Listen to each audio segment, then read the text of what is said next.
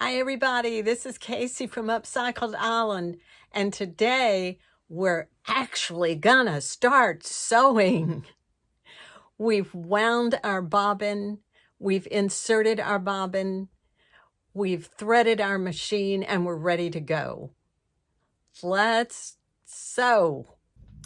When we sew, we're gonna use 2 layers of fabric, because when you sew a garment or a pillow or something, you're sewing 2 layers of fabric together, 2 pieces of fabric.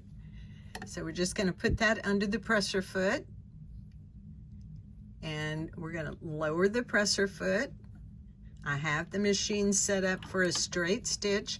Consult your instruction manual of how to set up your machine for a straight stitch. I have my stitch length on 3.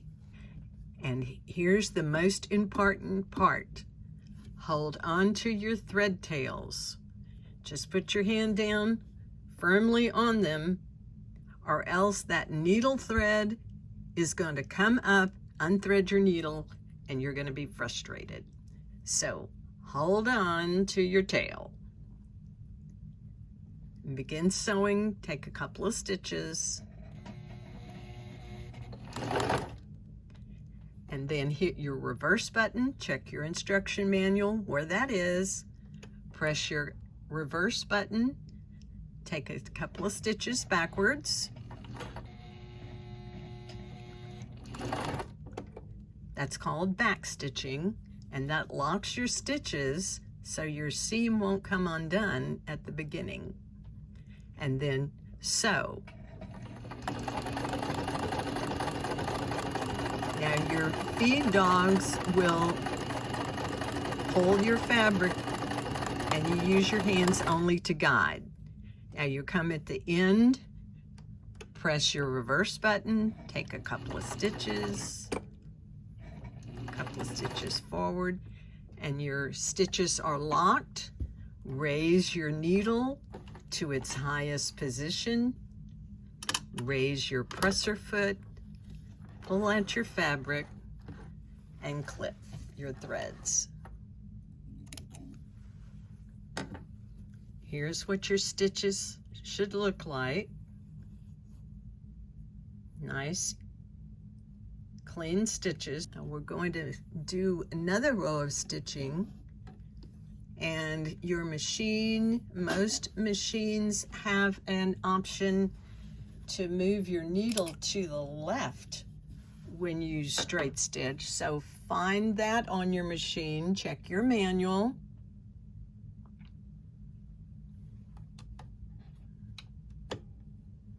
And see your needle moved over. Make sure your needle is in the highest position when you do that. Let me do that again for you. That's the needle in the standard position. That's the needle moved to the left. And we're going to do the same thing. We're going to take a couple of stitches, back stitch,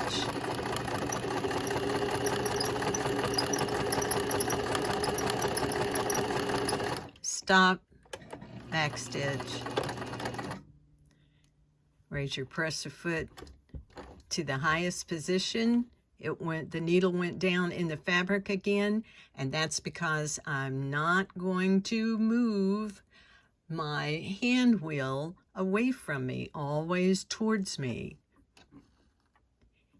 If you turn your hand wheel the wrong way, it can mess with your timing. So we're pulling this out and clipping the threads. Now what I would do next is just play with the different stitches that you have on your machine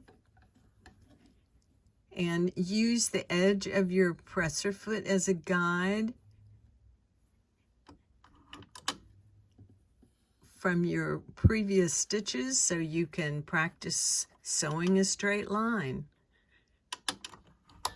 I've got my needle in the highest position and I'm changing to a different stitch. I'm changing to a zigzag stitch. So Check your instruction manual of how to set your machine up for a zigzag.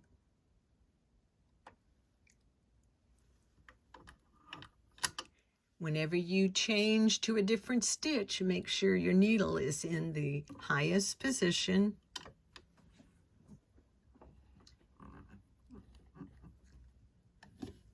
Hold your thread tails.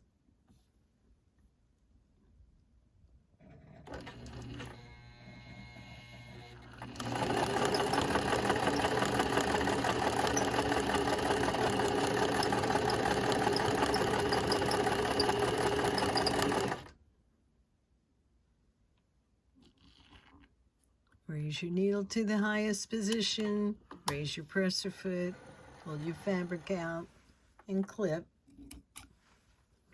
There's what my zigzag looks like. So just play with your machine and practice. The most important thing you can do is to get familiar with your machine. And when you start your first project, you won't be struggling. Congratulations, you're actually sewing now. Continue to practice your stitches, play with the stitches on your machine, consult your instruction manual as often as you need to. It is your friend. What I do is I take a piece of fabric, well, 2 pieces of fabric, and I stitch out all of my stitches. I'll show you a couple of examples. This is one machine. It has lots of decorative stitches. So it has, of course, the straight stitch and the zigzag, and it's got some decorative stitches. And I stitch them out, and then I put the number of each stitch next to it, so I'll know what each stitch looks like. You have a little icon on your machine to show you what the stitch looks like, but it is clearer if you stitch it out yourself. So here's a smaller example. There's the straight stitch, that's stitch number 1, the zigzag, that's stitch 2, and then this curve, the scallop, is stitch number 6. And I just write that with a pencil beside each stitch. When I'm ready to sew, I can look at this and decide what stitch I want to use. Usually it's going to be my straight stitch, but if I want to put some decorative stitching on a pillow or a collar, then I can look at the samples that I have stitched out and decide what stitch I want to use. Also, these decorative stitches, you can change the stitch length and that will make them look different. On some machines, you can also change the stitch width.